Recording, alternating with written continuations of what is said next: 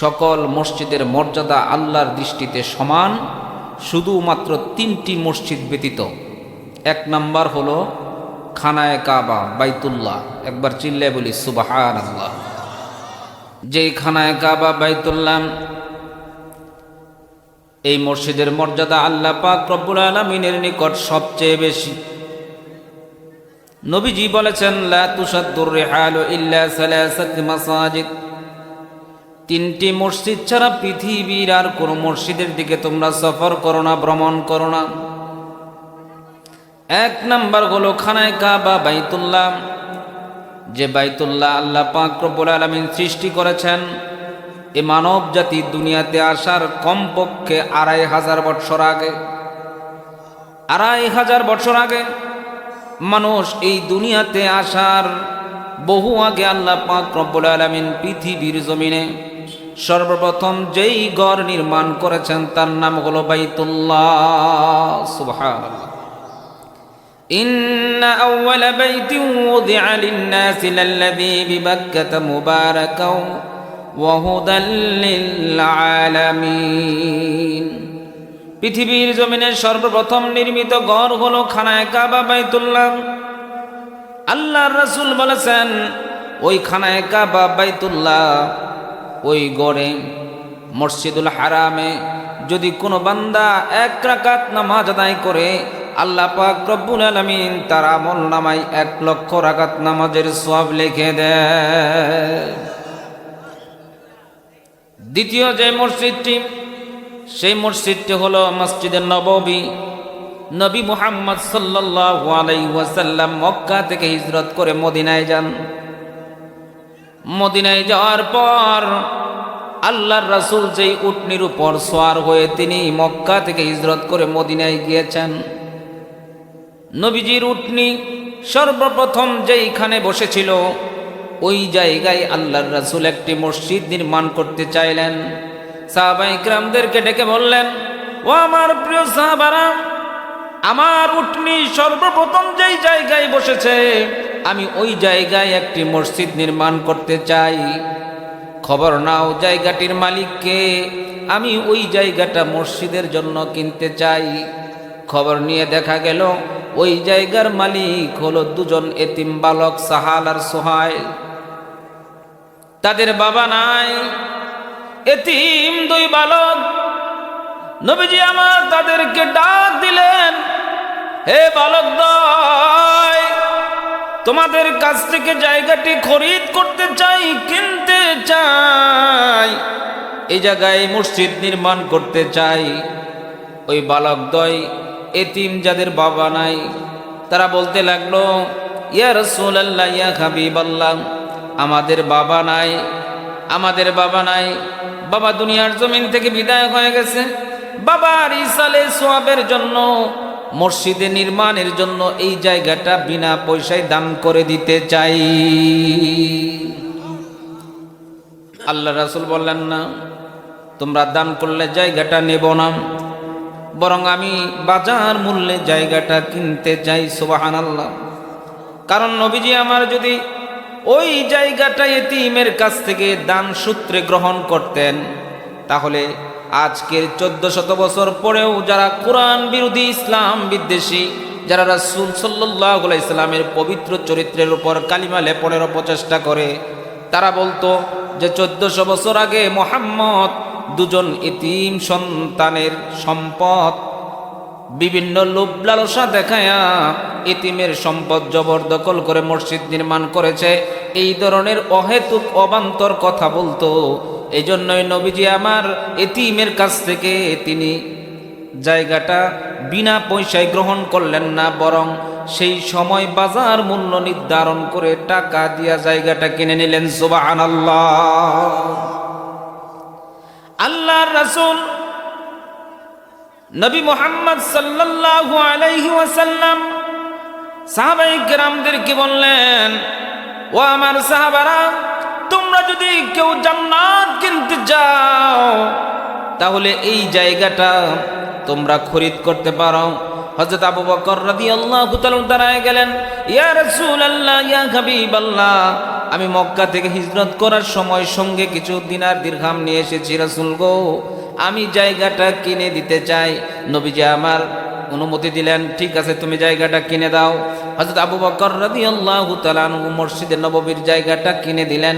নবী সাল্লাল্লাহু আলাইহি সাল্লাম বললেন, এই মসজিদ হযরত আবু বকর কিনে দিল, জায়গাটি কিনে দিল, কিয়ামত পর্যন্ত যতদিন এই মসজিদে মানুষ নামাজ আদায় করবে ততদিন পর্যন্ত আবু বকর কবরে শুয়ে শুয়ে সদকা জারিয়ার সওয়াব পাবে। সুবহানাল্লাহ।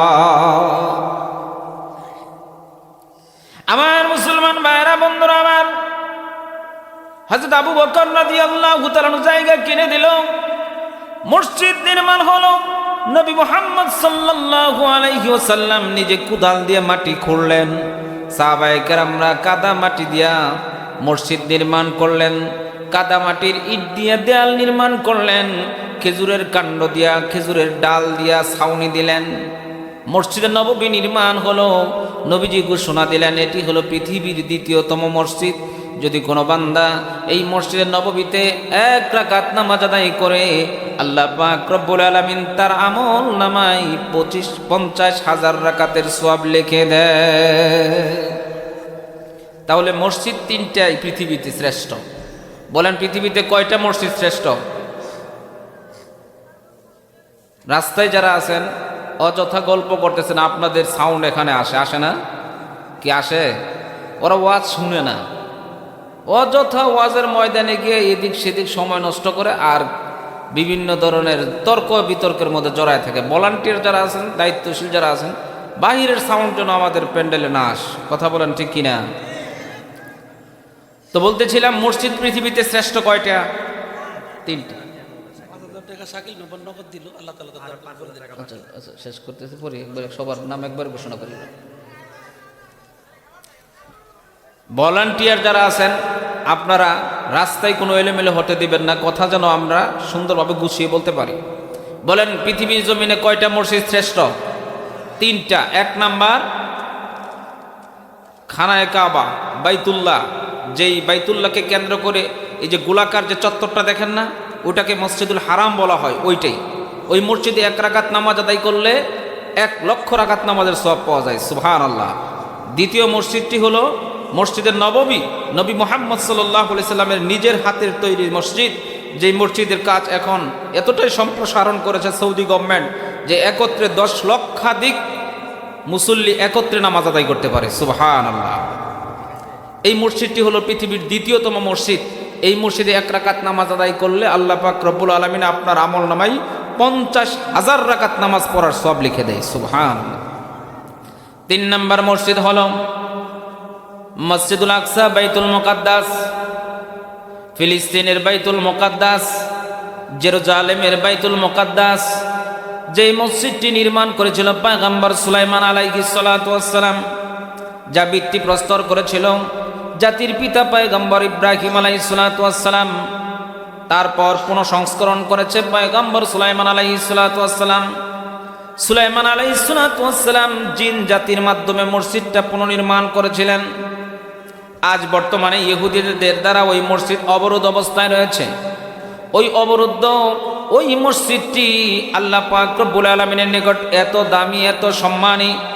যদি কোনো বান্দা ওই ফিলিস্তিনের বাইতুল মুকাদ্দাস মসজিদের চত্বরে 1 রাকাত নামাজ আদায় করে, আল্লাহ পাক রব্বুল আলামিন তার আমল নামায় 25,000 রাকাত নামাজের সওয়াব লিখে দেয়। এই 3 মসজিদ ছাড়া পৃথিবীর জমিনে যত মসজিদ আছে সকল মসজিদের মর্যাদা হলো আল্লাহর দৃষ্টিতে সমান। ও মুসলমান ভাইরা আমার, বন্ধুরা আমার, তাহলে এই 3টা মসজিদ ছাড়া আপনাদের এলাকার মসজিদ, শহরের মসজিদ, কাঁচা হোক, পাকা হোক, টিন সেট হোক, অথবা কাদা মাটি দ্বারা তৈরি হোক, অথবা টাইলস করা হোক, শহরে হোক, গ্রামে হোক, গঞ্জে হোক, যেখানেই হোক না কেন সকল মসজিদের মর্যাদা আল্লাহর দৃষ্টিতে সমান। সুতরাং মনে রাখতে হবে, অনেক মুসল্লি আছে নিজের এলাকার মসজিদে দান করতে চায় না, তারা দান করে আরো উন্নত মসজিদে গিয়া, আছে কি নাই? পাগলা মসজিদে গিয়া পাগলের মতন দান করেন, অথচ তার এলাকার মসজিদের টিন সেট মসজিদ, যেখানে বৃষ্টির পানি পড়ে মুসল্লিরা নামাজ আদায় করতে পারে না, আছে কি নাই? মনে রাখবেন, আপনি যেই এলাকায় বসবাস করেন, আপনি যেই মহল্লায় থাকেন, ওই মহল্লার ওই মসজিদের প্রতিবেশী হলেন আপনি, সুতরাং ওই মসজিদকে আপনি আবাদ করবেন। কথা বলেন ঠিক কিনা? আপনি অন্যত্র দান করতে পারেন, অসুবিধা নাই, নাজায়েজের কথা বলছি না, কিন্তু আপনাকে দান করার অধিকার কোথায়, কোন মসজিদ আপনার কাছে দানের পাওনাদার, সেটা মনে রাখতে হবে। এজন্য আপনাদের সবাইকে স্মরণ রাখতে হবে, নিজের এলাকার মসজিদকে আবাদ করা। ওই মসজিদ শুধুমাত্র দান করার মধ্যে নয়, বরং নামাজ পড়া থেকে শুরু করে মসজিদের প্রত্যেকটা চাহিদা পূরণ করার ক্ষেত্রে নিজেকে ইমানদারির পরিচয় দিতে হবে। কথা বলেন ঠিক কিনা? কিছু বলবেন? আচ্ছা দেন দেন।